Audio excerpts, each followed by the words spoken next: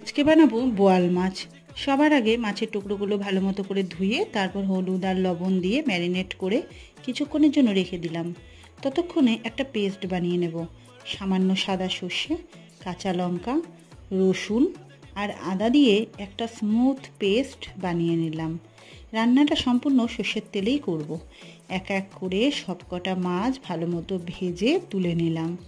ওই একই তেলে সাদা জিরে, কালো জিরে আর শুকনো লঙ্কা ফোড়ন দিয়ে পেঁয়াজ বাটা দিয়ে সব রকম মশলা আর সামান্য জল দিয়ে ভালো মতো করে কষিয়ে নিচ্ছিলাম।